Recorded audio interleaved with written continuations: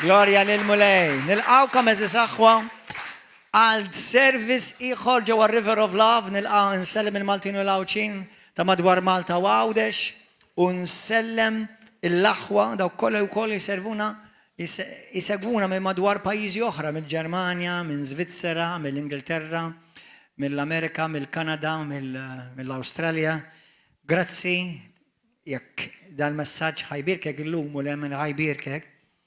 Għamil komment, ixxerjaħ, jekk inti qed tarana fuq YouTube, inħeġġek biex inti tagħmel subscribe għaċ-channel tagħna.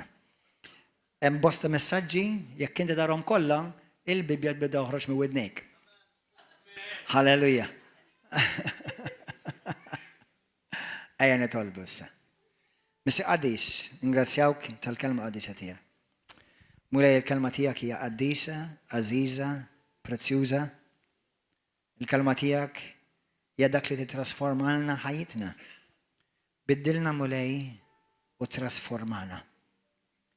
Mulej, dak kollu li hemm bżonn isir fina. Għamlu Mulej. Spiritu Santu, opera int. Fejja l-lub tal-poplu tiegħek. Fejja il-knisja tiegħek. Kabbar is-saltna tiegħek. Ġib glorja li l-isem glorjus tiegħek.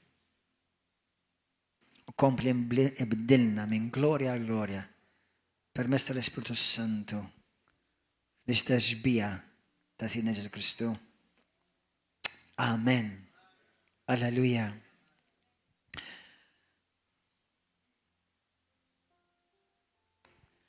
Il-messaġġ li l-Mulej poġġieli fuq qalbi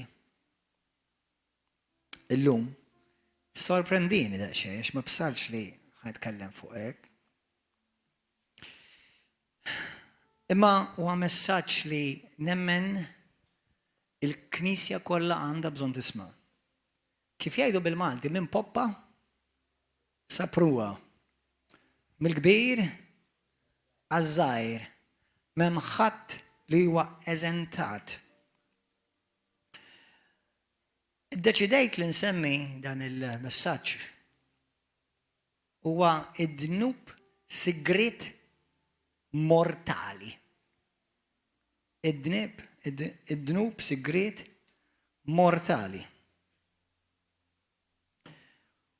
Morru flimkien fil-Bibja, kulħadd jaqbad il-Bibja f'idejh, semmu lej. U għajlu l-Ispiritu Santu, l-Ispiritu Santu kellimni. Kellimni Mulej. Ħalli l-kelma tiegħek tinfidli qalbi. Halleluja. Grazzi Ġesu.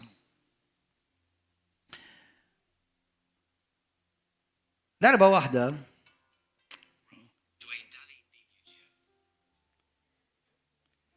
xaħta tiċempilli palissa. Meni bita xen sejt namlu silent. Hello, sorry, ta' ma saxin kelmek palissa.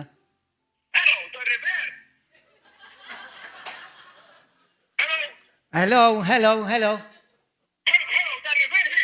Ta' River of Love, iva, River of Love. Jena il-pastur jgħiduli bil-Malti. Il-pastor jena. Tista' tgħidek. X'ismajt? Iħawdu. Min qed iħawwar? Ukoll?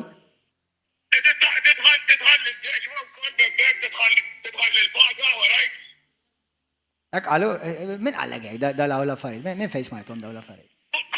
Kulħadd jafhom dawn, kulħadd jafhom. Kelbuh naqra dak il-bidlu, kelbuh naqra. Jibbutta n-nies. Ukoll? Isma' hija aħna ma nistgħux nagħmlu dawn l-affarijiet. Ma nistax noqogħdu ngħidu fuq. Xi smajt. Inti ma nistax nagħmlu dawn l-affarijiet hija, ta? U plus inti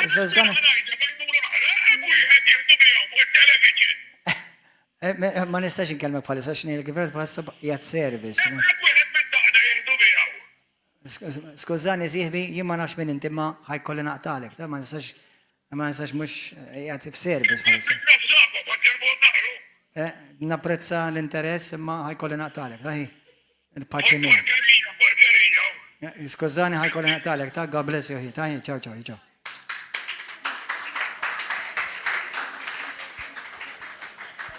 Ara veru għaw minn mandux jamen.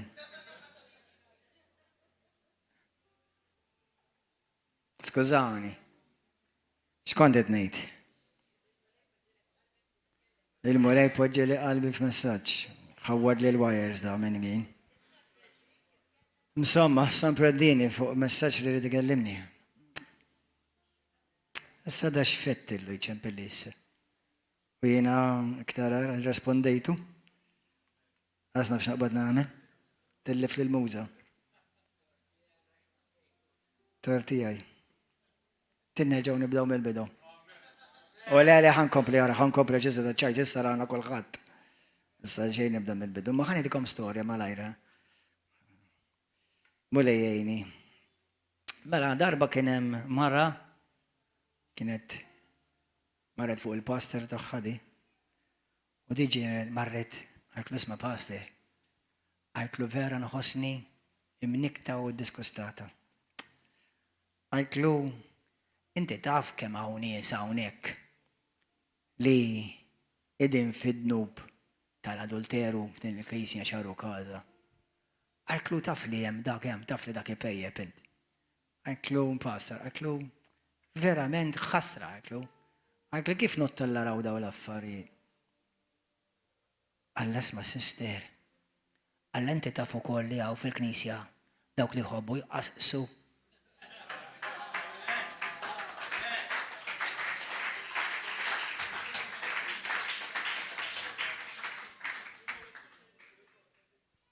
Bħal dak li għadu kif ċempilli jissa biex jaqasqas fuq xi ħadd.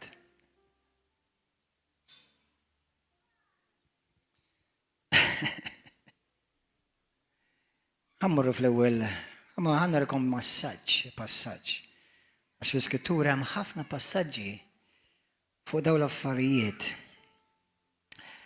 Dak li jgħidulu il-gossip. Hemm kelma oħra simili bl-Ingliż slender. Il-gossip itqasqis li titkellem minn wara dar xi ħadd. Infatt il-kelma backstabbing għalhekk għax minn wara d-dar ta'.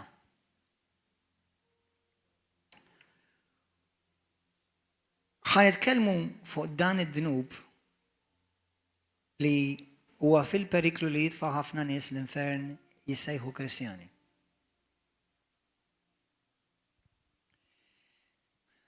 Ħantikom xokk illum.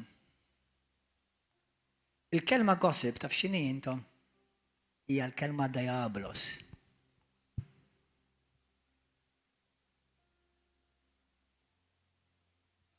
Il-kelma tqasqas u slender fil-Grek hija l-kelma diabolos. Ma dawk li għadkom maqbatux għax tfisser diabolos? Demonju. Hija l-istess kelma għad-demonju.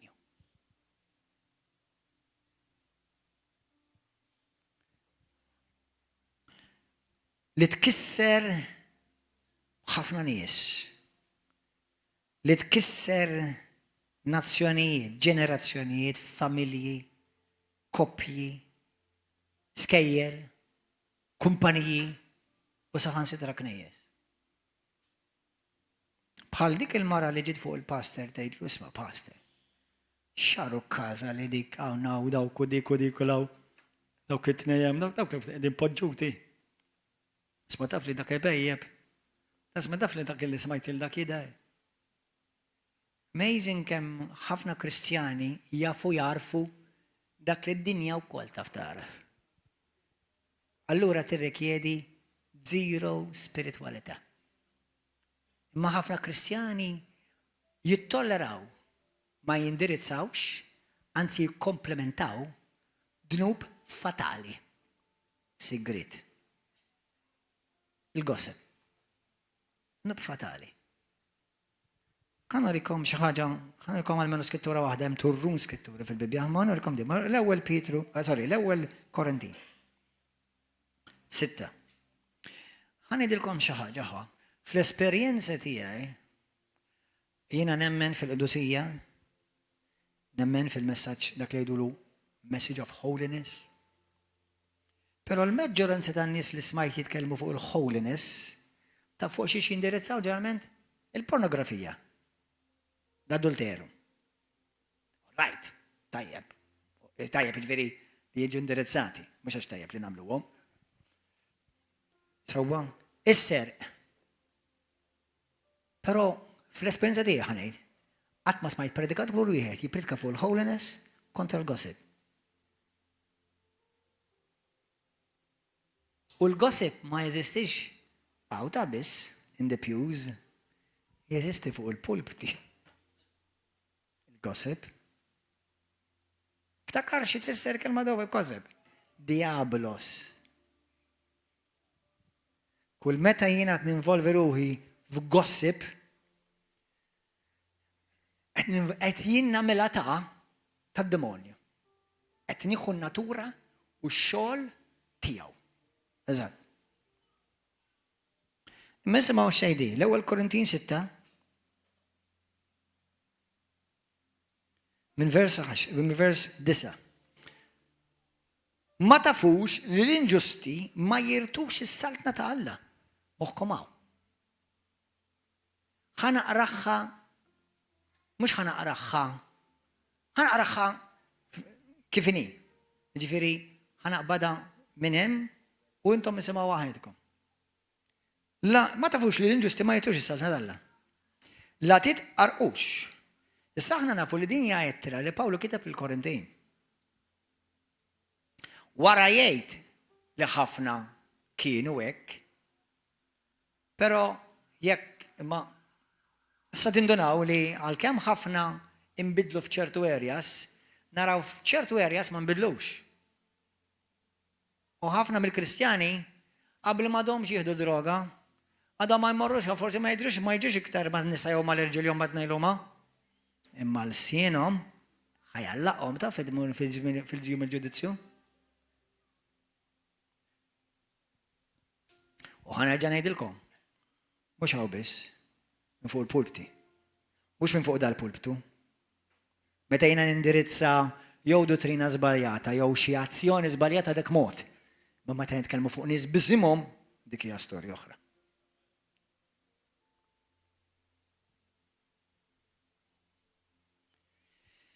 Isma'u għani. Ma tafux l-inġusti ma jirtux is-saltna ta' Alla. La titqarqux la-żinja. Żinja ġifieri nies li jiġru ma dakom għal ieħor assess.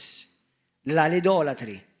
Issa l-idolatrija ħafna minna konna idolatri għax konna nqimu l-istatwi. Issa ħafna minna ma nadoraw statwi iktar. Forsi nadoraw il-karozza, forsi nadoraw il-hobby, jew xi biċċa ġilda tonda. Kwalinkwa ħaġa li tuħu plost Alla jiġi l-idolu tiegħek. Il-but. Kemm hu idolu kbir dak għal ħafna nies. La l-adulteri, adulteri ġifi meta għandek nies li huma miż-żewġa u jmorru ma' partners oħra.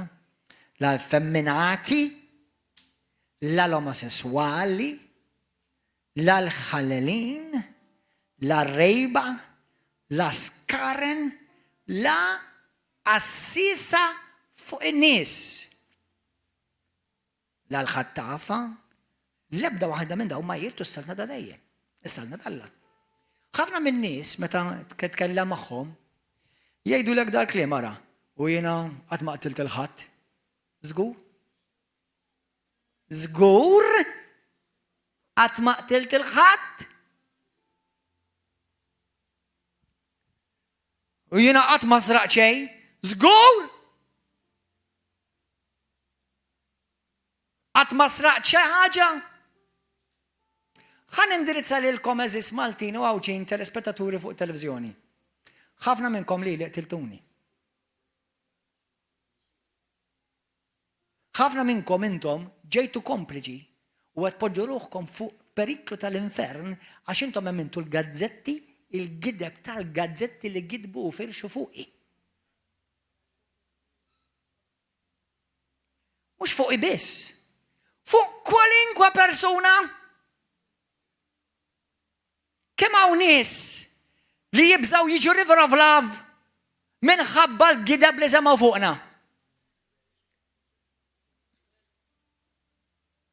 Taf kemm nintaqa' magħhom dawk in-nies jiena turrun.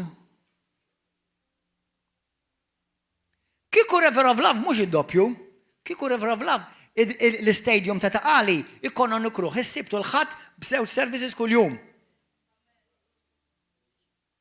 Imma taf kemm ma jiġux River of Love, issa mhux qed nitkellem għal dawk li marru jew qegħdin knisji oħra, dik storja oħra. Imma l-menu qed jibnew. Imma hemm min li marru knisji oħra għax beżaw minn x'intqal fuq River of Love. Mela Alla kellu pjan għalik. U l-demonju biddililek dik il-pjan. U d-demonju saraqulek dak il-pjan. U int paxxejtu. U fuq xiex? Fuq tqasqis. Tqasqis. Meta Kristjani jixxerjaw videos ta' hekk xuħut minnhom pastors appuntati minnhom infushom. Jikkritikaw ministri tal-Alla. Meta jaqbduhom fi frażi jgħidu xi ħaġa barra l-kuntest, għaru kaza għalik.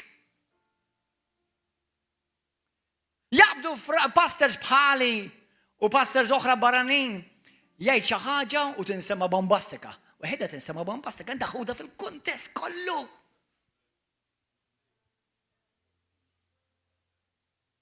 U laqas li kieku, bin għamlek lilek pulizija fuq ħutek.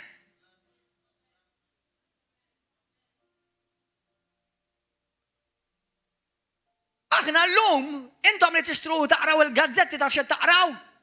Gossip. Mela intom mux tal-li qed tipparteċipaw ma' dan id-dnub. Intom qed tħallsu għalih ukoll id-dnub. Meta jiena nisma' gossip, issa jiena m'iniex kattolku, right? Imma għandi kull rispett lejn l-Isqof ta' Malta u fejn jagħmel is-sewwa nixxerja l-post tiegħu believe it or not. Għaw min jgħid li pastor kif tixxerja l-post ta' kattolċi. Għax jiena sewwa, l-ewwa sewwa. Sewwa. Jiena ma naqbis għal-evangeliċi u mur kontra kattolċi u naqbis għal-kattolċi biex imur. Jiena naqbis għal-sewwa, sekk l-Isqof għal xaġa sewwa kontra l-abbord. Glorja l-mulej, birkek Isqof ta' Malta li tkellim kontra l-abbord. Amen. Għax jiena nħobb is-sewwa. U l-bniedem li jħobb is-sewwa ma jfissax jiena perfetta.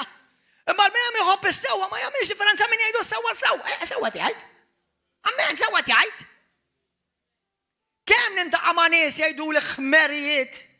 Kemm jgħidu ħmerijiet u ngħidu minn fejn qed iġibu dak ħmerijiet. Wis probabbli jgħidha ħallas xi gazzetta ent għalija, ħallas għalih ukoll mill-but. Jew kelli qrajtu fuq Facebook u għax meta jgħidulek minn fejn ġibta di. Mux Facebook, la qiegħda fuq il-Facebook sinjali għal-verità, mhux vera. Mhux dak l-istandard li ħafna minnkom tużaw. Għala t-television. Sinjali l-verità. Ejwa hekk. Kieku kelli noħroġ u nġib libel kontra l-gazzetti lokali, kieku jiena mhux karozza ġdida ndaħħal, karozza ġdida l-kull wieħed minnkom.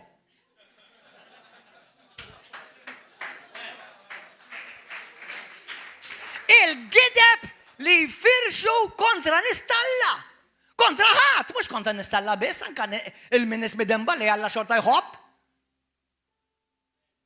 Tal-biża men. U dan huwa dnub serju qudiem Alla. Li dan huwa dnub jitfak l-infern Kristjani.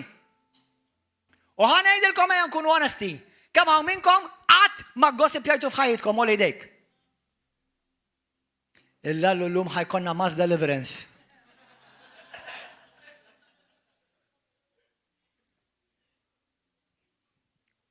Ma naf il-ħadd. Grazzi tal-kontu onesti. Jina u inti rridu nkunu konxissimi biex ma nagħmlux ix-xogħol tad-diablos.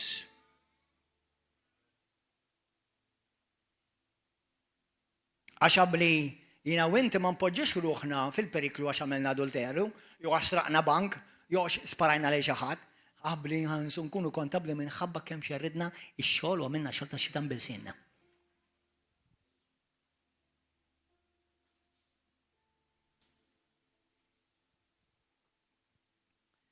Tal-biża kien hemm naf żewġ leaders Malta u ovvjament mhux ħanejdilkom għax inkellem kont nigossipja.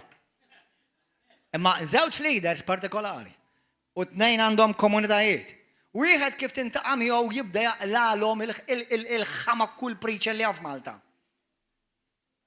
U tajtu darba ħsiltu bil-mħabba. Xtajtu ħasla minn fuq sisfel bil-mħabba. U l-ieħor ma tintaqa' ta' mhux 5 minuti fil-preżenza tiegħu jibda jgħidlek x'għamillu dak il-preacher, x'għamillu dak il-pastor, x'għamillu Ġeżuħani, my Jesus.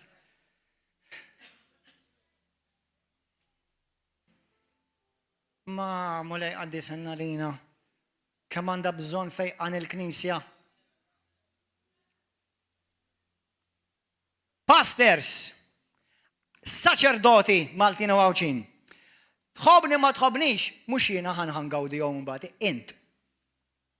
Jiena xorta nħobbok. X'nilek il-ġid. Imma anke jekk tagħmel ħażin ma ħana xejn kontra tiegħek, jekk ma tgħidx xi ħberija fil-kuntest u tagħmilha ċara pubblika madwar Malta bli hemmhekk nindirizzak iva. Imma jekk intom tafuni, qatt ma nagħmel dan ix-tip ta' xogħol. Number 1, jiena min għamilni li mella imħallef fuq xi ħadd ieħor. U għal dawk li jużaw l-iskuża ta' we need to expose.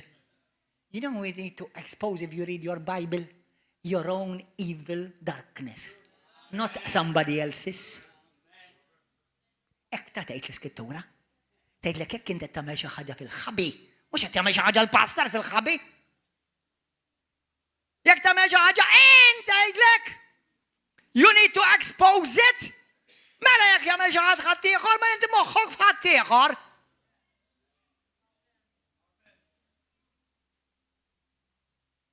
ħadd ma jiġi jekspożja x'għamelu fil-ħażin dejjem jiġi jekspożja xi ħadd ieħor. Biex iktar juru kemm għandhom qalbhom korrotta u mimlija ħażen u mimlija bid-diabolos.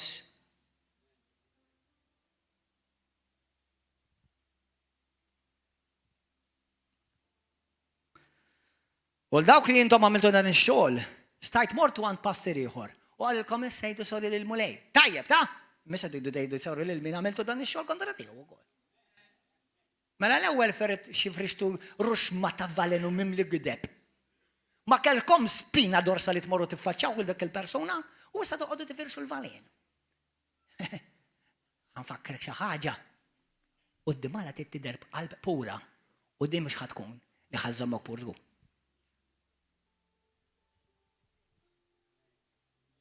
Jekk ma tindimx. Jekk hemm xi ħaġa li tħassarlek qalbek huwa il-gossip. Għaliex il-gossip dejjem jinvolvi l-gideb? Ħadd ma jiġi jgħidlek illallu l-pastor kemm hu mbierek. Illa l-pastor jew kellha brother jew is-sister mhux il-pastor biss. Jew illa kemm namra il dak ir-raġel jew kemm namra dik il-mara. Kif dejjem meta jiġi xi ħadd jiġi jgħidlek xi ħaġa, irid jgħidlek xi ħaġa biex il-persuna l-oħra jwaqqagħha. Għaliex? Għax qed jagħmel ix-xogħol tad-demonju, diablos. Xi ħaġa tajba Ġesu ħanin. Dal-povru proxmu, raġel, mara, tifel, tifla, passer, m'hemm xejn tajjeb. Darba kienet ħejgil li nirringrazzja l-Alla għalih. U pubblikament ma importanix taħseb fuq u int. Alla għallimu l-poġġi taħtu. Meta xi ħaġa jgħidlu fuq xi ħaġa fuq xi ħadd ieħor, Allu xidillek brother Hagen. Allu fuq dak ir-raġel. Allu kemm kellu għajna jizbiħu. Dak ħaseb li ħajjejn xi ħaġa fuqu. Sab xi ħaġa pożittiva xi jgħid.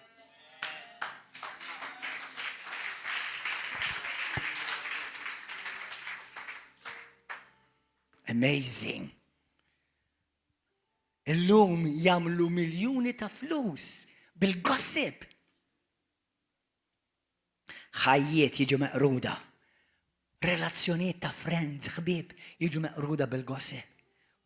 Kumpaniji, familji, skejjel, kassijiet, sknejjes, kemm il-knisja ġiet meqruda minħabba l-gossip.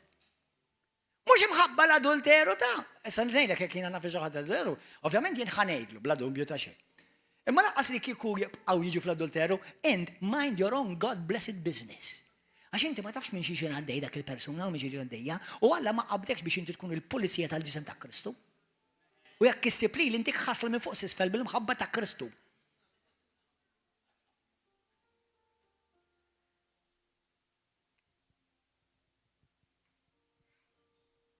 Kemm tkissru żwiġijiet għax xi ħadd mara fess seta' kienet l-om stess ta' lil-mara fuq żewġa jew lil-bina fuq martu.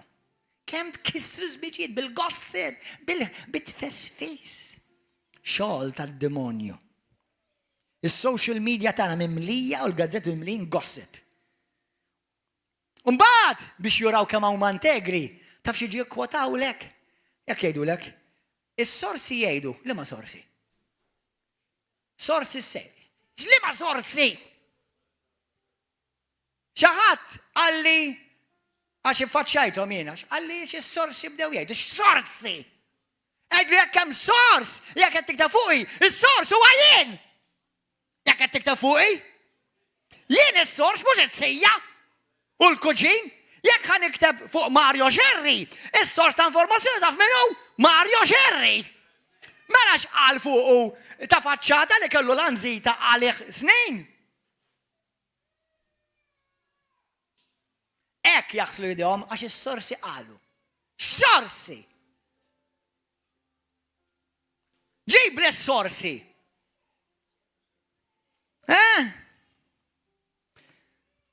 Mamma mia. Illum il-gossip hija normalizzata. Mhux għalik Kristjan li tittaraw iċ-ċalla?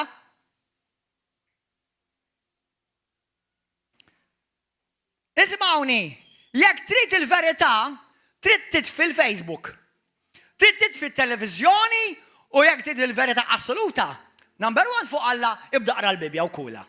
Sewwa, u jekk inti għax ħafna pastors il-Bibja wkoll ma jafuhiex. Ħanejdilkom aħwa meta inti għandek nies hawnhekk. Letteralment, pereżempju, pastor, assistent pastor, għal 8 snin ġo Knisja Malta. Jiġi hawn u jiġi jgħidli pastor, inti jekk veru temmen, inti vera tipritka hekk.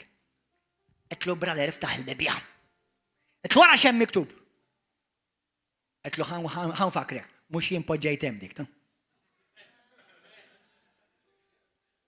Għallil, my goodness gracious, għallil dik kif qatt ma rajta. Tinnejlek għaliex, għax l-Iskrittura tgħidlek fil-Ktieb tar-Romani kapitlu 1. Tgħidlek li min ikun jaqla l-ajjiet, gossip u slender, hemm ħaġa oħra konnessa miegħu erq. He's deceived. Allora, when you're deceived, you can't see the truth. Meta inti tkun imqarraq, m'intix ħatara l-verità.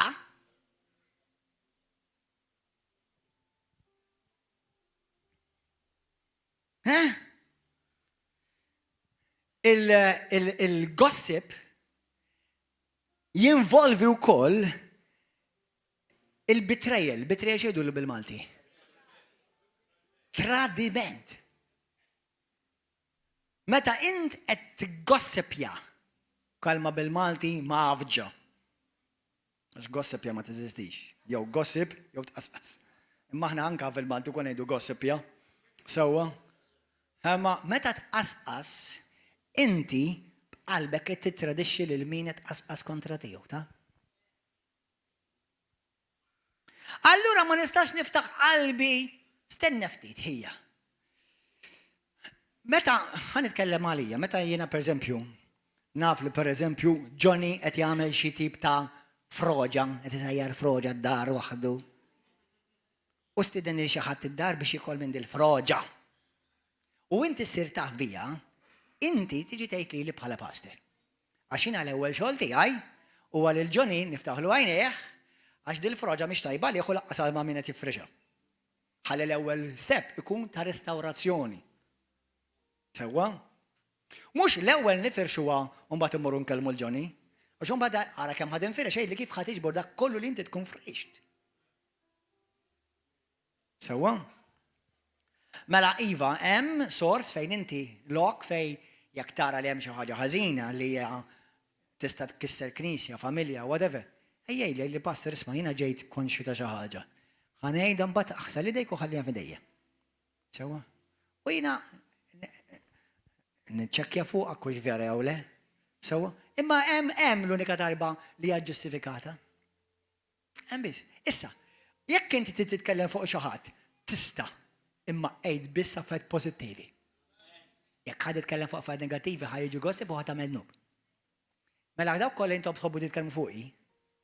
Number one, grazzi li għamiltuni ċ-ċentru ta' ħajtkom. Imma it-tieni ħaġa, jekk ma tridx inti tirriskja tippoġġi ruħek fl-infern, tkellem biss pożittiv. Tgħid xejn negattiva.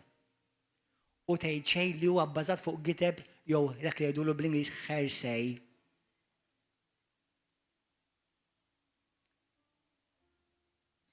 Hearsay. Amen. Illum ħafna predikaturi wkoll jippredikaw fuq il-dusija u hekk għandu jkun, praise God. Għalkemm hemm ċertu predikaturi jippredikaw il-legalizmu taħt titlu ta' dusija, ta' dusija ġej. Imma jibkaw fuq id-droga, jippredikaw fuq l-alkohol, adulteru, pornografija, gambling, tajjeb, praise God. Imma dak huwa dnub li faċli tara, tarfu, ma tirrikjedi l-ebda spiritualità. Imma Kristjani ta' River of Love. Kristjani li jintom tal-affarijiet tagħkom hemmhekk ta' kull denominazzjoni li jintom fuq hemm fuq wara dik il-kamera. Indirizza l-ewwel net qabel kollox id-dnub tal-qasqis tal-gossip f'ħajtek għax qed jaqirdek, qed joqtlok. Minħabba l-gossip ħafna telqu minn knejjes. Ħafna knejjes ġew maqsuma. Il-reputazzjoni ta' bosta bl-aħtija ġiet imkissra, imtapna. Issa jekk jiena pereżempju fuqi, ħanejda fuqi. Jekk jiena pereżempju jgħidu Black Pastor Gordon għax jgħajjat. Vera, xi kultant ngħajjad. Imma meta tiddilja ma torox, xi kultant tittajjel. Sewwa? Imma għax dak il-ħin kollu jkwota l-Bibja. Praise God. Thank you. Sewwa. Imma meta jiġi xi ħadd jiġi jgħidlek isma' inti smajt li Pastor Gordon xtara l-bibin tad-dar minn fuq il-flus tal-fellowship. Int balalu, jew xi ċek kbira bit-tikka, jew waqatlek it-tikka sa. U inti taħseb li jiena biex nixtri xi ħaġa li għandi bżonn, taħseb li jiena m'għandix Alla kbir biżżejjed li kapaċi jipprovdili minn sorsi li inti m'għandek bżonn tkun taf biha.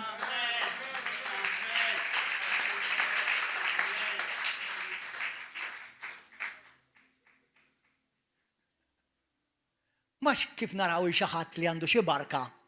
Jew ngħidu issa dal-karozza xrida, mhux diġà kellu oħra għax tiegħek hija mkissra u ħataqa' biċi. Issa da ma ħaqqux karozza aħjar, issa da tiġi bil-karozza. Mela se jekk karozza tajba, jgħidu kontra tiegħek. Jekk karozza ħataqa' biċi, jgħidu issa da karozza hekk għandu joħroġ da missu xi karozza xi waħda minn dawk sbieħ. Dejjem taqlaħħa. Tifhem? Jew nkella fej joqgħod u fej ma joqgħodx, u jilbes u ma jelbis. Kemm inti fjak. Napprezza li għal darb'oħra, naf li ħafna nies ħajduni ħażin fuq għadi, napprezza li għamiltni ċ-ċentru ta' ħajtek, imma it's a pity li għandek ħajja daqshekk vojta li inti titkellem gideb u gossip u tqasqis fuq xi ħadd li inti laqqas taf. Tifhem? Però għodu attenti. Għax il-gossip mhux biss li lek jivvalena u koll il-min jisimgħu. Ejn nagħmlu mod inti jetlu sor il-mulej wara li gossip jgħid. Il-dak li ħallejtu bil-valenu. X'ħad tagħmel?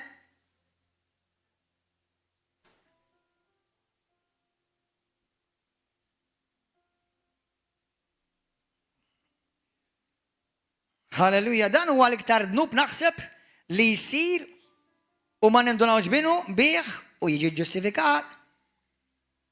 Intom li tħobbu tippostjaw u tattakkaw ministri. Għadu attenti. Jiena dejjem nimmaġina li nnifsi u kull Kristjan ieħor tilgħin quddiem it-tron tal-Alla. Dejjem nimmaġina hekk. U rridu nidru b'qalb safja. Għax il-Bibja tgħidlek ħadd ma jara lil Alla Mingħajr qalb safja. Ej li dan it-tip ta' opra diabolika kif ħadħollilek qalbek tibqa' safja.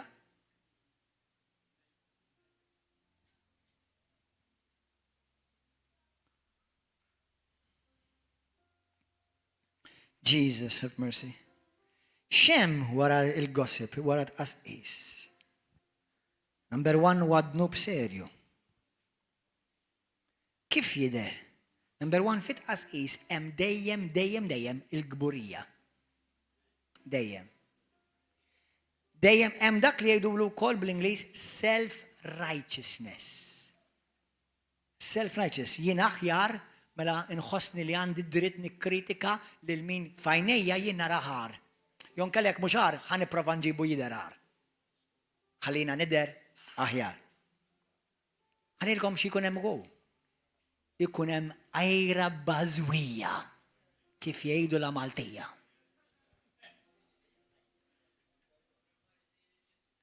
Ejra bażwija minn hawn sal-Malliħa. Min kif jgħidu bil-Malti u anke bl-Ingliż, min jikkritika ħafna drabi għax jrid jixtri.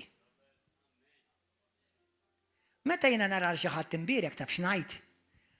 Grazzi mulej li bħalma inti kapaċi tbirek il-dik u l-dak, int kapaċi tbirek lejli.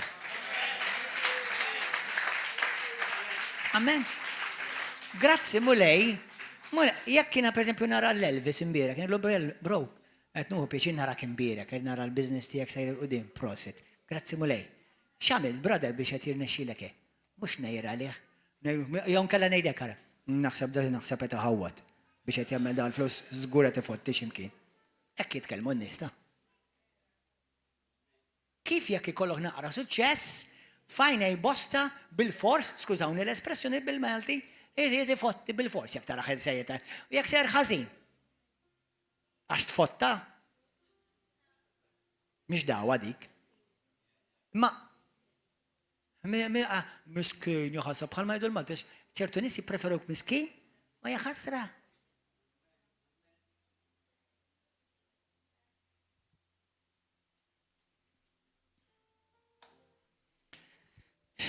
Il-bniedem li jiggossipja, jqasqas, hemm lejra. Hemm nuqqas ta' maħfra. Jus probably jiġi mikdum u da bħal meta xi ħadd joqgħod jikteb fuq il-Facebook kontra l-fellowship u kontra dawk li jemmnu fil-Bibja. Tidnejlek x'inti turi qalbi. Kemm hemm valenu f'qalbek. U kemm inti ta' min jitħassrek. Imma m'għandix għalfejn nistħassrek għax tiġa mħassar, għax kieku m'intix tikteb dak il-valenu. Tiġa tħassart waħdek. Imma hemm min diema jekk int kapaċi tkun umli. Għax tinsix, ma tistax tkun umli waqt li int qed tattakka u tiggossipja kontra ħadd ieħor. Mhix umiltà, mhux hemm l-ebda umiltà wara di. U għal dawk li jsejħu Kristjani, għodu attenti fejn taraw il-Ġesu Kristu jagħmel dawn l-affarijiet, għax Ġesu dawn l-affarijiet ma jagħmlhomx. Amen. Wara min jiggossipja min qasqas taf xemm ukoll għal kritika, a critical heart. Le, passi jina qed inkun bid-discernment, I'm discerning. No, you're critical. You are just being critical. Not discerning. Hemm differenza kbira bejn discerning u tikkritika. Amen. Ġeneralment bniedem li jiggossipja biex jikkritika l-ħadd ieħor f'dak li u jew i ma kinux kapaċi jilħqu fil-ħajja. Ġieli ngħidu għadi? Il-bieraħ morna teach. Min jaf kemm kien hemm nies fit-teach eru għal dawk il-koppja li kellhom dak it-teach. Min teach għandu di kollu għalf. Issa, was probably da mhux paroli. Żejjed, jon kella ċertu nies. Għax hemmhekk tgħix bħal dak li ċempilli fuq it-telefon. Għax qalli hemmhekk jieħdu l-flus ta' kulħadd, kollox. Kemm jgħidu li nies? Qalu l-isma' passa, qalu jiena ma niġix għax qalu li jekk tiġi hemmhekk jieħdulek il-credit card.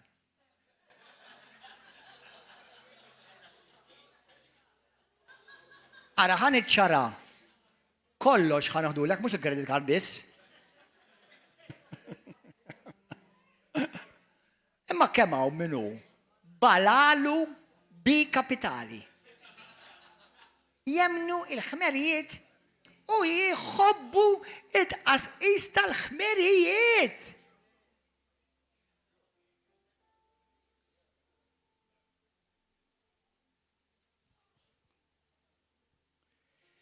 Oh, Ġesu ħanin. Gloria lil mulej.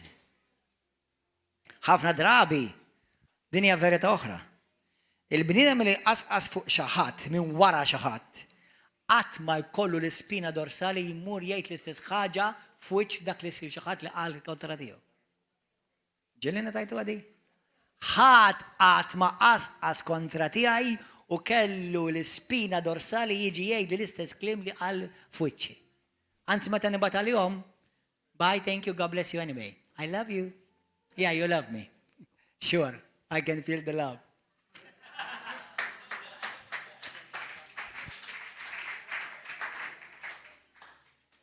Fatti minn qasqas m'għandux qatra mħabba.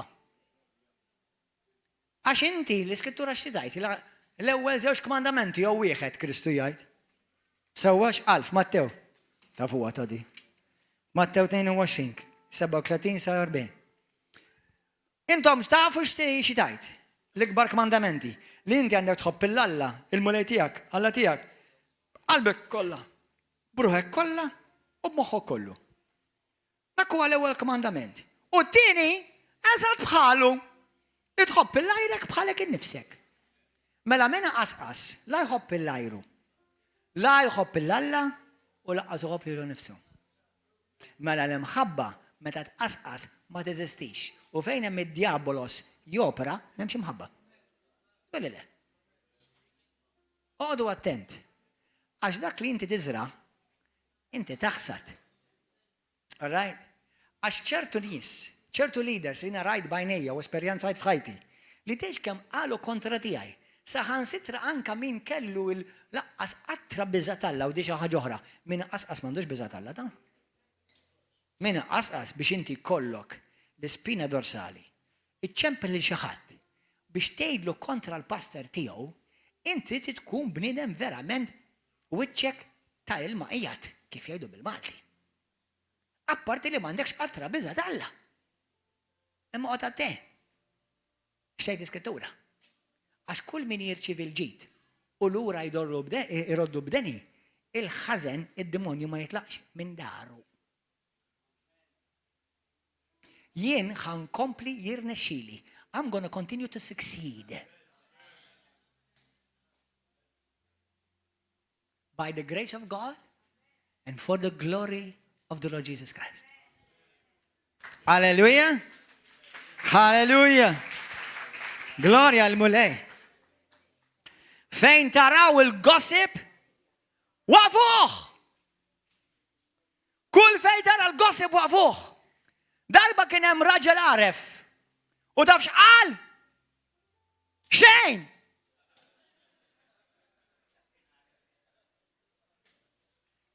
Però mbagħad kien hemm raġel għaref ieħor.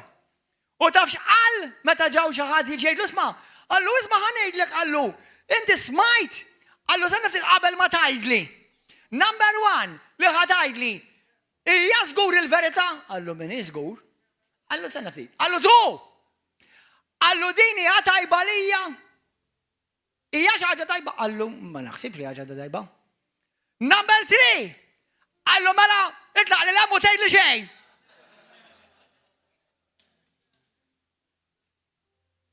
Ħanejdulkom aħwa, hemm frażi nħobb ngħidha jiena, ġieli ktibta fuq il-profil tiegħi.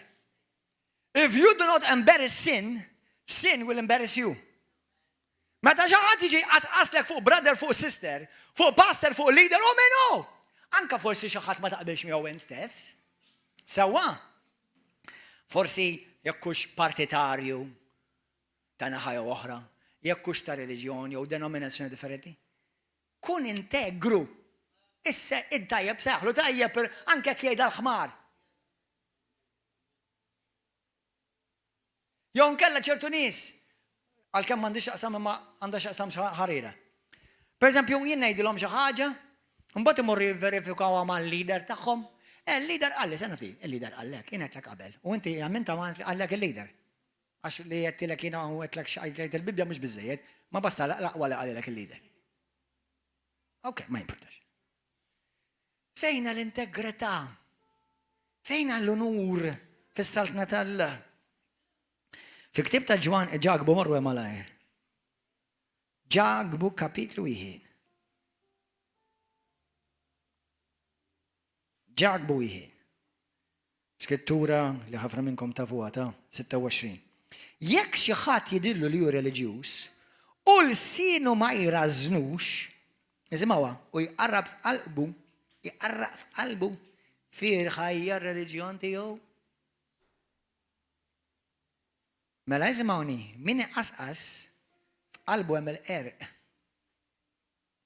L-ebda bniedem li qasqas ma jkun mingħajr ħtija quddiem Alla.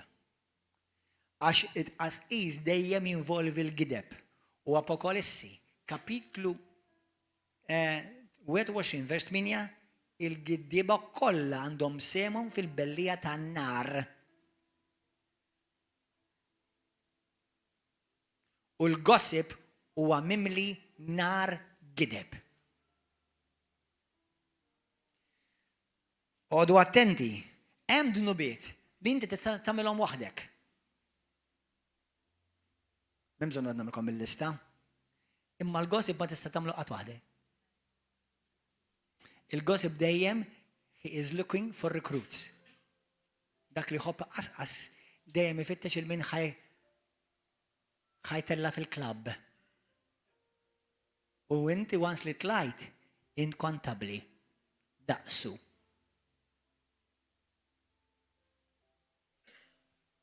Praise and worship team, please. Meta jiena nitkellem negattiv u l-gideb, number 1, titkellem qatt negattiv u gideb fuq ħadd u għadnob.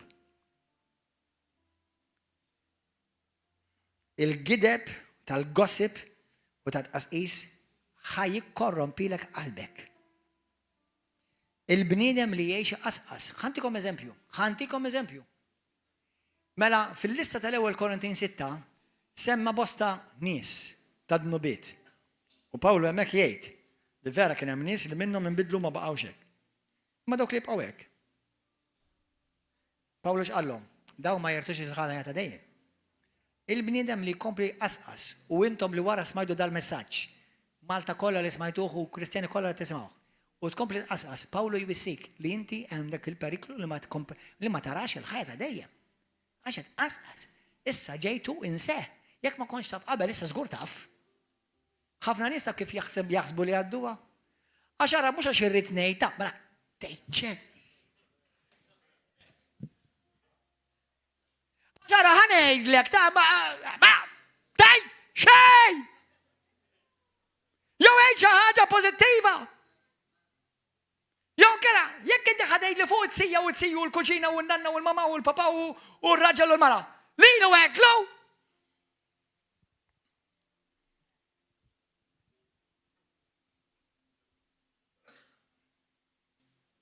ħanejdlek kif tiħħendilja.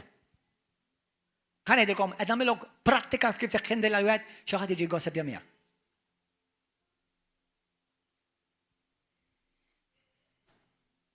Għandna jaqbadniex. Mhux qed jaqbadni.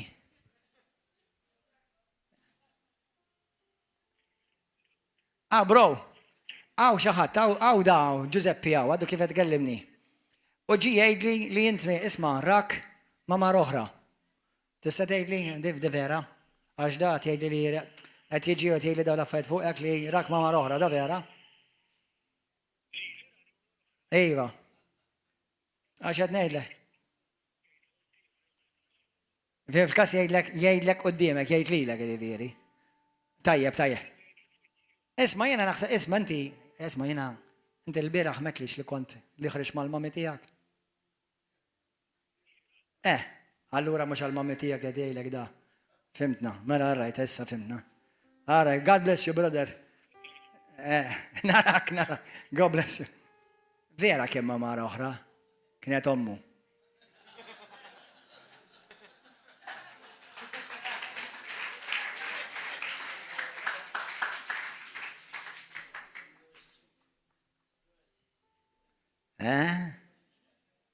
Taraw kif jibxi l-gossip? Għax rajt il-pastor ma mar oħra, ma waħda biss. Apparti li għandi l-ommi u l-oħti, għandi napotijiet jistaw jidru jizom. Apparti. Tejt xej, għax inti ma tafx edej. Għax ma tafx valenu ħati fresh. Ma tafx id-denni li ħatejt. Wara ħati fresh. Illum, brother, fakkarni f'xi ħaġa u ħanerġa' ngħidha llum. Kull ma inti tgħaddi minnu fil-ħajja, qalbek qed tiġi it-testjata.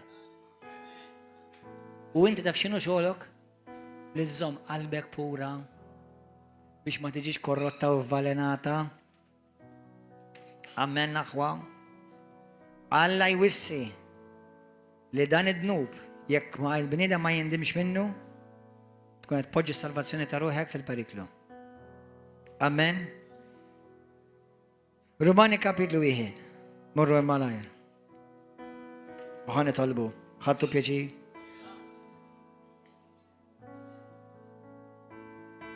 Jekk xi ħadd vera, qasqas, jiġi xi ħadd jgħidlek fuq xi ħaġa. Għidlu one, ma jimpurtanix. Ma iqaf, ma jimpurtanix. Murejt lilu. Tiġa għetlu. Mela bizzejet, la għetlilu bizzejet. Nizek, ma ndekx għalfejn kunna vi. Dik il-kalma ġiġa għetlu tista' tfisser ħafna affarijiet, tfisser jew batlu SMS, jew batlu email, ma tkunx vera għetlu. ħafna drabi ma dawn l-affarijiet anfak mill-Kristjaneżmu. Ġieli jgħidu li pereżempju ngħidulhom, pereżempju, basta qed jgħid kontrija laqas jiffaċċjani. Mbagħad jintaqgħu miegħu jgħidu inti mur iffaċċja l-baqas kellimtu, imma kellimtu, imma tqajt miegħu b'fumar kellmu. Mhux pastor biss, kull imkien, kull aħwa ejja neradikaw il-gossip għax huwa dnub serju u jikkorrompa il-purità tal-Kristjan. Inti trid tidher quddiem Alla b'qalbek mhux pura. Aħwa, xawri tal-biża ta'? Don't take this jokingly. Jina ċajtaj daqxiex, nħobb ċajta. Immissa din kun serjissimu. Tħallix qalbek tiġi korrotta. U peress li ħadd minnkom molla jdejh għax kollha ikklejm jgħidu intom ħatja għax xi darba gożib jgħidu. Issa la ġejna nse u l-mulej ġaba quddam għajnejna. Ejja nagħmlu talba flimkien minn qalbna. U bħassal mista f'xnejdu mulej bl-Ingliż inħobb ngħidha, set a guard over my mouth and keep watch over the door of my lips. Salmi 141. Mulej qaddis. Kun int fil-bib ta' fommi u żomm li l-sini milli ma ngħid xejn żejjed. Għalhekk il-bniedem għaref vera ma qal xejn għax il-bniedem għaref taf xejn dak li hemm bżonn biss. Ma jgħid xejn żejjed. Fi ktib ta' Romani, wieħed, avvolja l-messaġġ ħadtuħna sabu. Jekk ma ħadtuħx fil-każ ġejja da fil-ħodu bl-Ingliż. Dejjem jora xanqa differenti ta' xorta waħda. Billi l-bniedem vers 28 ma ġabhomx jarfu sewwa lil Alla, Alla rħihom fil-femmil ħżiena tagħhom biex jagħmlu dak li ma jixraqx. Intlew kull xorta ta' ġustizzja ħażen rejba dnewwa, imtlew blejra til ġlied malizzju iqassu u jikdbu kontra xulxin. Dewwa ta' Alla. Insolenti kburin minn fuqin bihom infushom joħolqu l-ħażen diżubbidjenti għall-ġenituri tagħhom bla moħħ, bla kelma, bla mħabba, bla qalb. Għalkemm kienu jafu l-ħsieb ta' Alla, jiġifieri li min jagħmel dan ħaqqu l-mewt, jafuh dan. Imma japprovaw lil min jagħmel hekk. Jekk inti jew tiggossipja, jew tagħti widen għal gossip u tqasqis, inti qed tapprova għal dak li huwa kondannabbli quddiem Alla u jġib il-mewt. Amen naħwa. Fil-ktib ta' Efesin, wieħed, u nagħlaq di, that's it. Nagħlaq di u nitolbu. Efesin, kapitlu 4, vers 29. Ismaw kemm sabiħa. Ebda kelma mhux xirqa m'għandha toħroġ minn fomkom ma klim sewwa li jedifika jibni. Ej xi ħaġa li tibni l-Knisja lil ħutek. Mhux tikkritika lil brother u lil sister u l-pastor. Inti x'tinduna tidneb. Imma klim sewwa li jedifika skont il-ħtieġa, klim li jagħmel il-ġid lil min jisimgħu. Għax meta tqasqax m'intix tagħmel il-ġid qed tagħmel id-deni. U tniktux l-Ispirtu tal-Alla meta inti qed gossip qed nikkat l-Ispirtu Santu li fintom is-siġillati għal jum il-fidwa.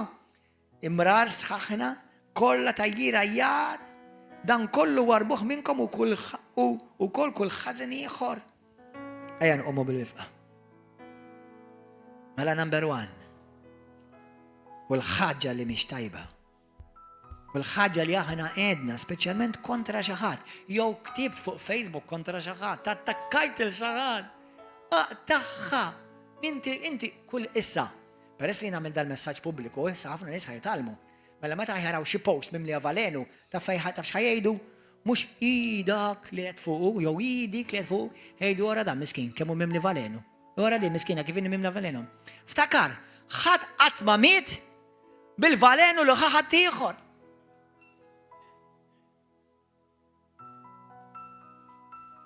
Meta diggossipja, inti mimli valenu. U għed tirriskja ruħek. U għed issir kalamita tad-demonju. Mbagħad għatejt il-pastor jitlob għalik ta. Mela, lejla, pers li ħadd minnkom molla idejh, inkluż jien. Mela. Ħana għamlu deċiżjoni konxja. Jina ma rrid ikolli xaqsam xejn mal-gossip. Xejn, zero. Issa jekk inti ħad tiġi tgħid xi ħaġa lili fuq, dak mhux gossip, dak qed tgħid lili. Imma l-moment li ħad tgħidli xi ħaġa fuq Johnny, fuq Mario, fuq Grace, fuq Kate, whatever. Jekk ħad tiġi tgħidli xi ħaġa fuqu, lili ma rridx nisma'. Ħad tgħidli xi ħaġa pożittiva, praise God, nifirħu fl-imkien. Halleluja. Għax issa ġibt konx, jina Gordon Ġomaxe, ħafna iktar minn għadamel, sirt konxju li anka jemmen bżon jien nkun qed nagħmel gossip, imma jien nkun qed nagħti widen. Kun sir konxju u sirt kontabli. Il-fatt li tajt widen. Mela ma rridx nisma'. Because my ears are not your trash cans. Amen. Widnejja mhuwiex id-dazbin tiegħek. Amen. U dak kollu li jidħol mill-widna, ta' fejn jmuru? Fil-qalb. Mela, ħanamlu deċiżjoni konxja li nifqu u nwaqfu kull forma ta' gossip.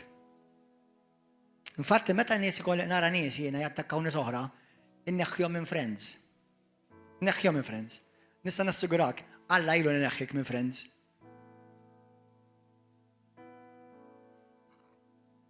Amen. Number 3.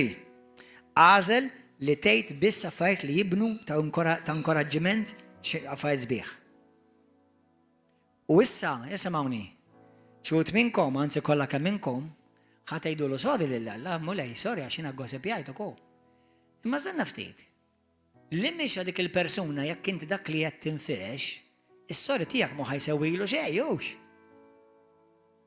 Mela meta inti kollok nies jagħmlu videos kontra persuna l-ewwel hemm, u grazzi mulej il-videos neħħewhom.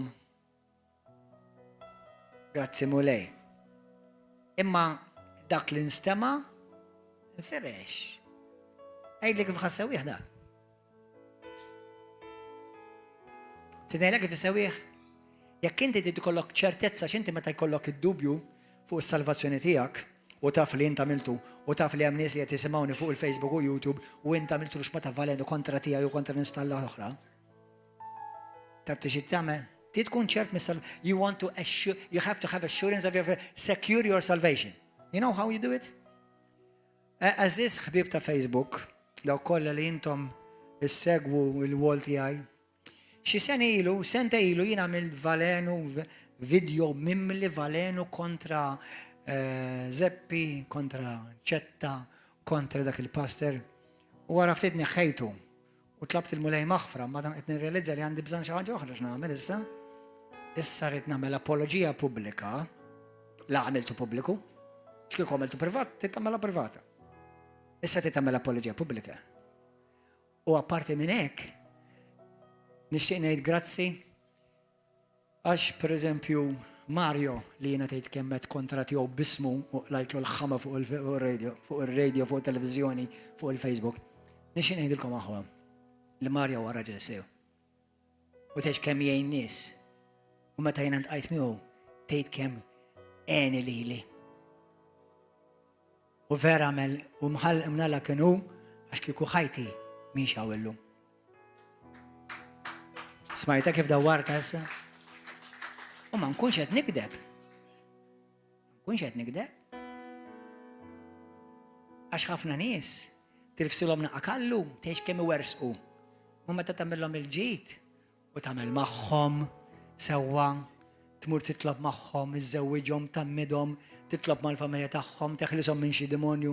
U mbagħad idderrasa naqa' magħhom illallu kif il-ġid kollu jinsewh il-ġid.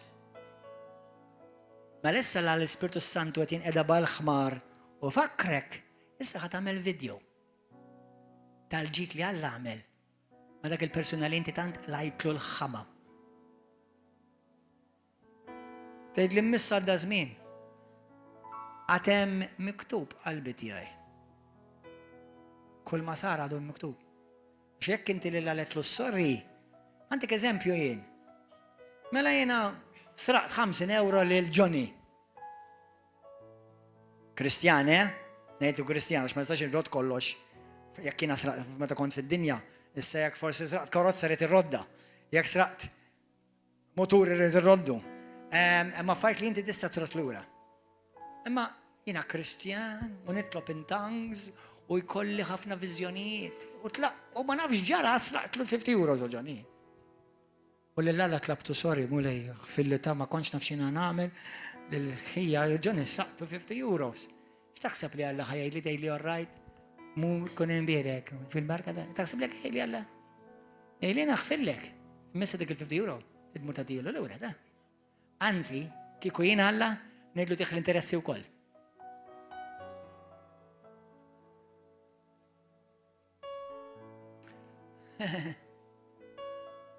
Sorry, ta' Lord. Are you really sorry?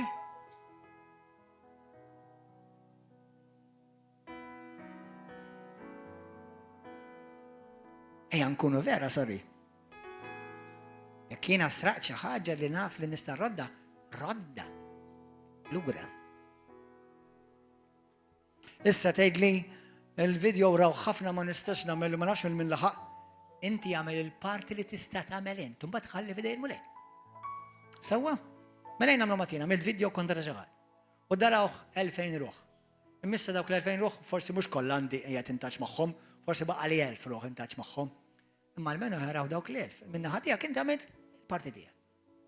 Hemmhekk inti tkun turi indima ġenwina. Amen. This can bring revival, do you know that?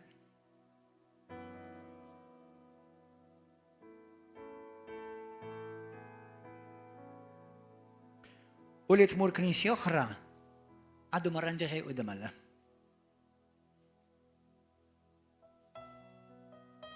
Tista' tmur knisja kollha ta' Malta, u naf li hawn min għamilha wkoll. Jekk ferrixt il-valenu, tittamel dak kollu li huwa fis-seta tiegħek biex tirranġah. Amen? Ħallas lura tad-damages li għamilt apposta billi inti tagħmel biskopu apposta il-ġid. Għamel il-ġid. Amen? Tkellem pożittiv. Amen? Waqqaf fejn tara l-gosib waqfu fi Ġesu Kristu.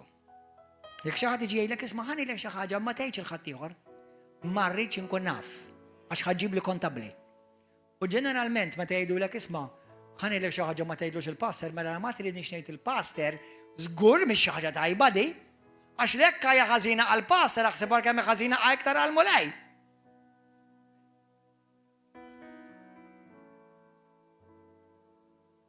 Pastor, kellimna fuq il-barka, please. Jekk hija ħażina għalija, hija ħażina għal-ħija. Amen? Ejja nitolbu aħwa. U fl-aħħar, l-iskrittura taf xejdlek ukoll fil-ktib ta' Titu, tgħidlek nies bħal daw u issihom darba, darbtej, u mbagħad gerrex. U jekk taraw li m'hemmx vera bidla jew indima fihom, aċċat minn ħajtek totali. Għax ħajġibuk kontabbli għal ruħi. Ejja nitolbu flimkien, kulħadd iqum wieqfa. Ejja nagħmlu talba ġenwina minn qalbna. Ma naf ħadd li qatt m'għamel dan id-dnub. Ħadd. Naf nies li qatt m'għamlu adulteru, grazzi mulej Alla qatt ma jagħmluh. Naf nies li qatt ma serqu bank, grazzi mulej. Ma naf ħadd li qatt ma gossipja. U Alla jrid ifejjaq il-Knisja, aħna rridu revival. Amen aħwa? Ejja nitolbu minn qalbna. Jiena ukoll jiddispeċini fejn jiena gossipjajt. Jiena ukoll. Imma nemmen fil-qawwa tad-dem ta' Kristu. Li d-dem ta' Kristu huwa aktar qawwi minn kull ħaġa. U fejn jiena kontribwixxejt biex inħammeġ xi ħadd ieħor, issa ħa nikkontribwixxi bi skop biex innatfu u nġelu jidher tajjeb. Amen? Ejja nitolbu. Itlob miegħi, jekk inti llum qiegħed tagħwa l-ewwel darba u tixtieq tagħti ħajtek il-Ġesu Kristu biex issalva, ejdi talba warajja minn qalbek. U jekk inti lesti li tagħmel bidla f'ħajtek vera, ejdi talba warajja minn qalbek biex il-gossip jiġi erradikat. Aħwa River of Love. Ejja naredikaw il-gossip minn River of Love. La ngħiduh u laqas nħallu ħadd ieħor jgħidulna. Ma jimportanix. Ma rridx inkun naf. Amen? Ejja nitolbu missi qadis. Grazzi tal-kelma qadisa tiegħek. Kelli bżonn nisimgħu dal-kliem u lej. Grazzi li inti għadek ma qtajtx qalbek minni u li qed tallimni. Qed taħdem fija. Topera fija Ġesu. Mulej, inti tobod dan id-dnub tal-gossip tal-tqasqis. Allimni nobodu bħalma tobodu int. Kull persuna hija prezzjuża mixtrija bid-dem prezzjuż tiegħek. Anka nies li forsi jien ma naqbilx magħhom f'kollox. Xorta prezzjużi għalik mulej. Xorta mittalihom. Naqs kemm mittalija. Ġesu, aħsilni bid-dem qaddis tiegħek. Nindem minn dnubieti. Nindem fejn jien qasqast kontra xi ħadd. Nindem fejn jien tajt widen qatt qasqis mulej. Dnub li jkisser u jfarrak. Dnub li huwa x-xogħol tad-demonju. Ġesu, bil-grazzja tiegħek ma rridx ikolli x'naqsam mal-gossip ma tqasqis iktar f'ħajti. Mulej inkisser kull spiritu ta' gossip. Inkisser mulej qadis. Kull spiritu ta' gideb. Inkisser mulej qadis. Kull spiritu ta' offiża li qed jipprovaw jew ippruvaw b'xi mod jinfluwenzaw li ħajti mulej. Illum nitolbok mulej. Int li tgħid fil-kelma tiegħek li l-sin jista' jqabbad ħuġġiġa b'nar. Mulej uża l-sieni biex ikun mezz li jibni in-nies tiegħek, il-knisja tiegħek, il-poplu li int tħobbu mit-taliju. Millum nitolbok mulej. Edli il-ġim fuq fommi u għamilli l-assa ma bib xuftejja. Ġessu, nati glorja, natik tifħir, għatini qalb integra. Ġessu, inti l-mulej tijaj, inti s-sit tijaj. La tħalli li n-nejt xejn ta' disprezz, ta' dnub u li jnikkat l-Ispiritu Santu. Ejni mulej, biex fejn jien ikkontribwixxejt għat-tifrik jew għal-weġġat ta' xi ħadd li jiena qasqast fuqhom, jien numilja ruħi u nkun kapaċi ngħid sorry minn qalbi. Nirċievi l-fejqan, nirċievi l-maħfra tiegħek. Għal-glorja tiegħek Messih, f'isem Ġesu Kristu ta' Nazaret. Amen u amen.